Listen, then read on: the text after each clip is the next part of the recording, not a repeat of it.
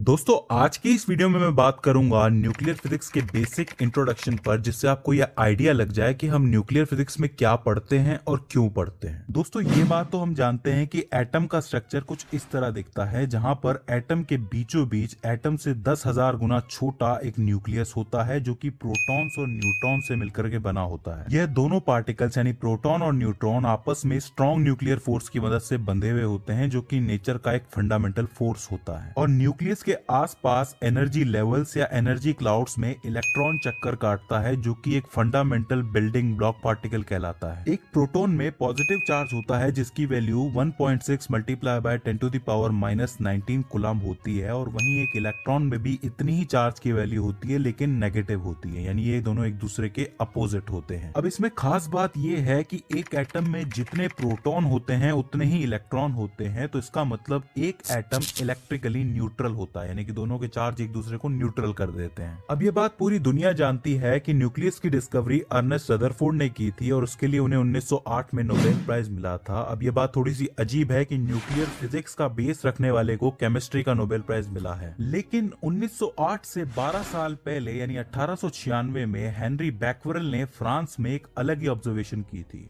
उन्होंने कुछ photographic plates को यूरेनियम सल्फाइड के क्रिस्टल के सामने रखा, और उन्होंने ये देखा कि इसमें से कुछ रेज बाहर आ रही हैं, जो कि इस प्लेट को काला कर रही हैं। अब यहाँ से शुरू हुई सवालों की बौछार कि एक एटम तो इलेक्ट्रिकली न्यूट्रल होता है, तो इसमें से कोई रे कैसे बाहर आ सकती है, इन रेज का ओरिजिन क्या है। तो उस समय तो इन रेज के बारे में कुछ पता नहीं चला, इसलिए इसे अननोन रेडिएशन का नाम दे दिया गया। और चूंकि ये चीज एटम के अंदर हो रही है, ये एक्टिविटी एटम के अंदर हो रही है, इसीलिए रेडिएशन एक्टिविटी यानी कि रेडियो एक्टिविटी का जन्म हुआ। तो ये इस चीज का पहला साइन था कि एक एटम में एक न्यूक्लियस जैसी कोई चीज हो सकती है। लेकिन मैं आपको बता दूं कि ये न्यूक्लियर फिजिक्स की स्टडी की शुरुआत नहीं थी। न्यूक्लियस की कहानी मॉडर्न फिजिक्स में बैक्वेरेल के टाइम से 325 साल पहले टाइको ब्राहे नाम के एक एस्ट्रोनॉमर के साथ शुरू हुई। साल 1572 में टाइको ब्राहे और 1603 में जोहान्स केपलर, जो उन्हीं के स्टूडेंट थे, उन्होंने नाइट स्काई में एक स्टेलर नोवा, जिसे हम सुपरनोवा भी कहते हैं, उसे ऑब्जर्व किया। सुपरनोवा किसी बड़े स्टार की डेथ को कहा जाता है। इसका मतलब ये है कि जैसे इंसान होते हैं, उनकी एक एज होती है और एज के बाद उनकी डेथ हो जाती है, उसी तरीके से स्टार्स की भी एक एज होती है जिसके बाद उनकी डेथ होती है, मतलब उनका एक्सप्लोजन हो जाता है। और जहां पर ये एक्सप्लोजन होता है, वहां पर उस स्टार की स्टार डस्ट, धूल या गैसेस जमा हो जाती हैं। अब इन गैसेस या स्टार डस्ट में कुछ ऐसे पार्टिकल होते हैं जो अनस्टेबल होते हैं, जैसे कि यूरेनियम सल्फाइड के क्रिस्टल थे, और वो अपने अंदर से अननोन रेडिएशंस बाहर निकालते हैं, जिसकी वजह से टाइको ब्राहे और केपलर को वो सुपरनोवा ल्यूमिनियस यानी कि ब्राइट नजर आया। लेकिन उन्होंने ये चीज भी नोट की कि टाइम के साथ साथ उसकी ब्राइटनेस कम होती गई। अब उन्होंने जितने टाइम तक उस सुपरनोवा को ऑब्जर्व किया,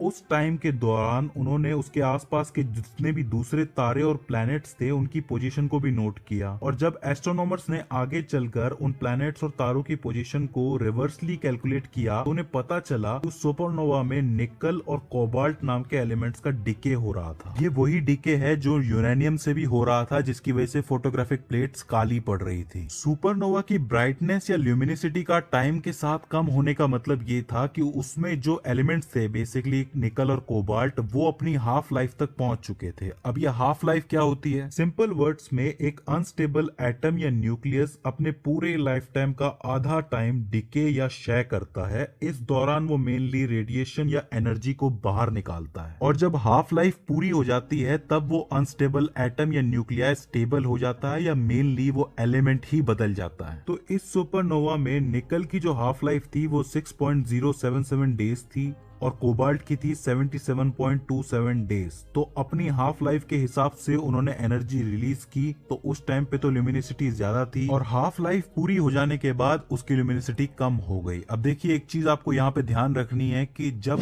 उनकी आंखों तक रोशनी पहुंची, तब तक तो वो चीज शायद एग्जिस्ट ही नहीं करती थी, क्योंकि वो बहुत दूर थी उनसे। अब देखिए, ऐसा नहीं है कि टाइको ब्राहे और केपलर ही वो पहले इंसान थे जिन्होंने सुपरनोवा देखा होगा, बहुत लोगों ने देखा होगा, लेकिन चूंकि उन्होंने ऑब्जर्वेशन क्वेश्चंस को नोट भी किया और दुनिया को आगे दिया, इसीलिए न्यूक्लियर फिजिक्स में उन्हें आगे जगह मिली। हालांकि वो इसका इंपॉर्टेंस नहीं समझ पाए, वो क्या बैकवरल भी नहीं समझ पाए थे, बैकवरल ने भी 6 महीने के अंदर स्टडी छोड़ दी थी। लेकिन इसका काम सिर्फ ब्राइटनेस या ल्यूमिनिसिटी पैदा करना नहीं था, इसके पीछे थी यूनिवर्स की एक बहुत इंपॉर्टेंट प्रोसेस जिसको हम कहते हैं न्यूक्लियोसिंथेसिस। देखिए, जैसे प्लांट्स में फोटोसिंथेसिस होता है जहां पर वो फोटोन यानी कि सनलाइट लेके अपना खाना बनाते हैं, वैसे ही न्यूक्लियोसिंथेसिस से पूरे ब्रह्मांड यूनिवर्स के अंदर चीजें डेवलप होती हैं। देखिए, इसको सिंपल वर्ड्स में समझने की कोशिश करते हैं। देखिए, हमें पता है कि हमारे पूरे यूनिवर्स में काफी सारे स्टार्स हैं, लेकिन बहुत से लोगों का ये मानना है कि स्टार्स के बीच में कुछ नहीं है, यानी कि उनके बीच में सिर्फ वैक्यूम है, जबकि ऐसा है नहीं। स्टार्स के बीच के इस स्पेस को हम इंटरस्टेलर मीडियम कहते हैं, जहां मेनली गैसेस पाई जाती हैं। जो स्टार्स खत्म हो चुके हैं उनकी गैसेस होती हैं। अब जहां पर ये गैसेस मिलती हैं यानी कि कंडेंस होती है, मान लो कि यहाँ पे ग्रेविटेशनल फोर्स ज्यादा है, तो उस वजह से जब ये कंडेंस होंगी तो इस दौरान इनके एलिमेंट्स बनना शुरू हो जाएंगे। For example, cosmological big bang के बहुत समय के बाद गैसेस के अंदर जो प्रोटॉन्स और न्यूट्रॉन्स थे वो जब कंडेंस हुए तो सबसे पहले हाइड्रोजन और हीलियम, जो कि बहुत ही बेसिक पार्टिकल्स हैं, एलिमेंट्स हैं, वो बनना शुरू हुए। और ये डेवलपमेंट न्यूक्लियर रिएक्शन के बगैर पॉसिबल नहीं था, यानी कि बिना न्यूक्लियर रिएक्शंस के हाइड्रोजन और हीलियम नहीं बन पाते हैं। अब क्या हुआ कि जैसे इनको थोड़ा सा और कंडेंस किया गया, यानी कि और ज्यादा कंडेंस हुए, तब हैवी न्यूक्लियस बनना शुरू हुए। मतलब ये कि प्रोटॉन्स और न्यूट्रॉन्स की संख्या बढ़ने लगी न्यूक्लियस के अंदर। अब वहां पे संख्या बढ़ी है तो ऑब्वियस सी बात है कि वहां पे इलेक्ट्रॉन्स भी बढ़ेंगे। अब इलेक्ट्रॉन्स बढ़ रहे हैं तो वो एलिमेंट अब हाइड्रोजन नहीं रहा, वो दूसरा एलिमेंट बन गया। तो इस तरीके से एलिमेंट्स बनना शुरू हो जाते हैं। लेकिन यहाँ पर मास में भी वृद्धि हो रही है, यानी कि मास भी बढ़ रहा है और मास के बढ़ने से ग्रेविटेशनल इफेक्ट भी बढ़ता है। तो ऐसे में और भी ज्यादा कंडेंस हो जाती है चीजें और एक